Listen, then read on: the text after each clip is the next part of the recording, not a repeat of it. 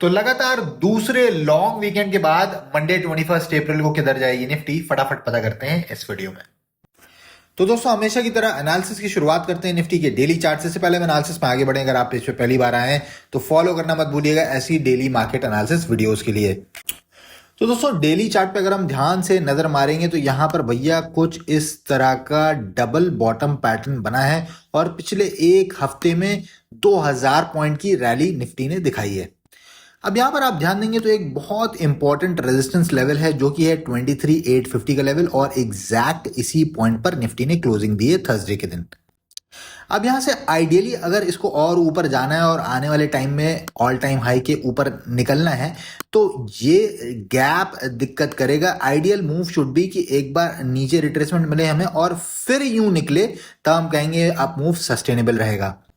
Otherwise अभी हम जहां पर करें 23,850, इसके ऊपर है 24,055 का लेवल, और ये है भैया 200 पीरियड का डेली चार्ट पर मूविंग एवरेज, और बाकी सारे जो शॉर्ट टर्म मूविंग एवरेजेस हैं 20, 50, 100 सबके ऊपर निफ्टी का प्राइस चल रहा है। अब बेसिकली यहां से अगर निफ्टी सीधे और ऊपर जाती है, इस मूविंग एवरेज के ऊपर भी जाकर कोई क्लोजिंग हमें मिलती है और दोबारा अगर 23,850 के नीचे आके डेली क्लोजिंग मिल जाती है तो ये फिर होगा सुपर ट्रैप।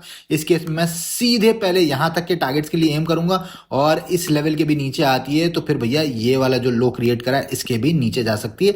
बट ये हम एक पोजिशनल व्यू आपको बता रहे हैं। अब इंट्राडे में हम कैसे ट्रेडिंग को अप्रोच करेंगे ये देखते हैं 5 मिनट के चार्ट पे।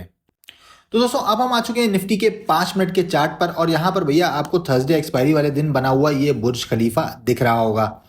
अब वीकेंड पर दो इंडेक्स हैवीवेट्स यानी एचडीएफसी बैंक और आईसीआईसीआई बैंक के रिजल्ट्स भी आए और रिजल्ट्स ठीक ठाक आए हैं, लेकिन रिजल्ट्स को ऑलरेडी मार्केट ने प्राइज इन कर लिया है। इसलिए पहले हम डिस्कस करते हैं फ्लैट ओपनिंग का सिनारियो। अगर हमें बिल्कुल फ्लैट ओपनिंग मिलती है 23,766, ये वो लेवल, इसके नीचे कोई 5 मिनट की कैंडल क्लोज करेगी, उसी के ऊपर का एसएल लगाकर मैं नीचे के टारगेट्स के लिए जाऊंगा और ये प्रॉफिट बुकिंग के चलते होगा। सबसे पहला टारगेट हो जाएगा 23,631, फिर 585 और 23,558।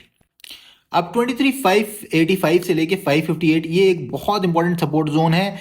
यहां पर हम दोबारा से फिर एक लॉन्ग पोजीशन का ट्राई कर सकते हैं, बट अगर मार्केट दोबारा पलट के इसके नीचे आ जाती है और इसके नीचे हमें क्लोजिंग मिल जाती है, मार्केट सस्टेन करती है इसके नीचे, तो भैया जो मंडे को गैप अप ओपनिंग का गैप बना हुआ है उसको भी पूरा फिल कर सकती है।